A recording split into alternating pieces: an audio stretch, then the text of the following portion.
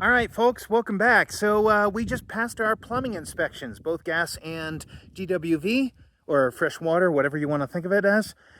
So we are going to just do a quick walkthrough here of what the inspector called out. They do have some remedies that they want us to do, but he's going to put us in as a pass anyway. Guy was really nice. Had a long chat with him. He was actually the department supervisor, which was kind of nerve-wracking, but he was very friendly and easy to talk to. So let's just do a quick walk around and we'll talk about what I need to change. Maybe this will help you if you're going for yours. So first things first, this was a really minor item. I actually wanted to do this anyway, but I didn't know if it was allowed. He wants us to paint our black pipe. So anywhere that black pipe comes out, just for corrosion resistance, they want to see some paint on that. Just some Rust-Oleum, anything will do.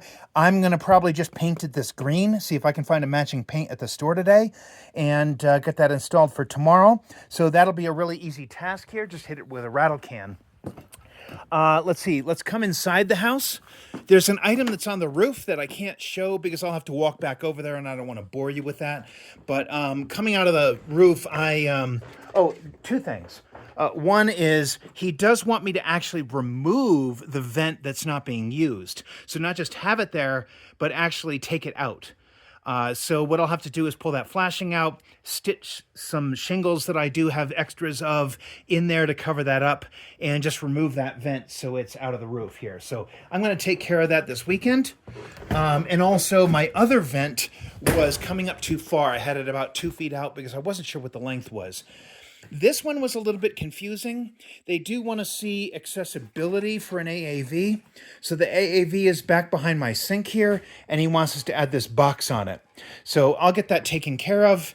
And I have the box, as you can see. It's ready to install. I just haven't put it in there. And I think what they want is, I don't know, access, replaceability, something like that, something with a louver. They want to be able to see that air can get into the unit. So I think what I'm going to have to do actually for now is pop this over here and put the louver on the end so that you can get airflow into the AAV. That's really what they want. It's not the box that matters. They want air to be able to get into the cabinet so that the cabinet door can't be tightly closed and air can't get in. So maybe I'll just take the louver bit, the panel that is supposed to go on top of that, and put a louver panel in the side here, and that's really all that they wanted to see for that. All right, so next thing, and again, these are all pretty minor, coming into the guest bath, and this may affect you, so make sure you're aware of it. They want to see, so the vanity does not have to be screwed to the wall, but they want to see this caulked. This line right here. They want to see a line of caulk along there. I had actually hoped not to do that because some of this layout may be temporary, we may be painting, etc. But anyway, they want it, they get it. They also want to see caulking around the bottom edge of the toilet, not in the back. There needs to be a little area for moisture to get out if any moisture is trapped in there. But all around here, you don't want moisture to get in. And so this needs to be caulked. They do not care about that. So the line along the shower doesn't have to be caulked, but shoot, I have the tube. I may as well put it in there. He also wants to see the escutcheon plate installed here. I lost it. I can't seem to find it anywhere, but there's an escutcheon plate like this one that goes behind this, and I need to get that installed. So I think I'm probably going to have to just buy something, try to find something that like at least kind of sort of matches it, and etc., and send him a photo of that.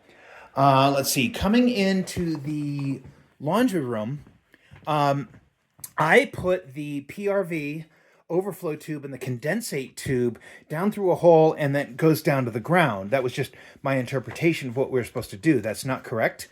They want to see this has to terminate inside the space with an air gap to a drain.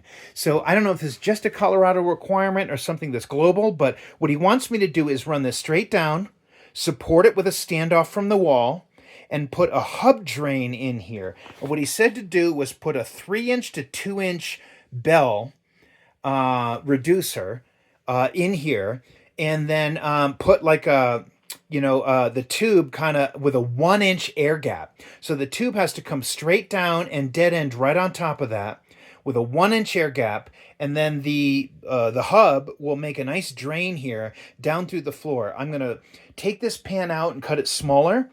The hub drain has to be, let's see, 1 inch above the finished floor.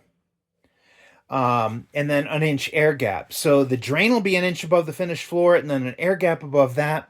We are going to have tile in here, so we'll actually probably go an inch and a half. And I don't know what exactly that's for, but with that air gap, it needs something in any case. So he said I could also put a P-trap and put it into my DWV, but then I'm cutting up my DWV, and why add complication? And the condensate drain would need a neutralizer if I was going to put that down the DWV, so why make things complicated? I'm just going to go to the outside. So I'm going to take care of that today. And then let's see, I think that was just about it. He didn't really call out anything in the master, even though I'm like obviously active in the middle of tile work, but I do also have to caulk around this toilet. And also caulk along the back edge of the vanities where they intersect the wall. Otherwise, he was pretty good with everything else. We had all our waterproofing in place. You can see we've got red guard and tile going on everywhere, and he was pretty happy with everything he saw for that. So that's really about it. We've got about 8 things to do. Mostly simple, a couple of things to caulk, some escutcheons, some vents, and we're pretty much there. So thanks for sitting with us during this ride. Hopefully this update helps somebody pass their inspection. And either way, we appreciate you watching. Stay tuned. And in the next video, I'm going to start getting really back into drywall. Got 50 sheets that I'm going to try to install this weekend. I took a 3-day weekend off, so I'm really hoping to really push on that pretty hard.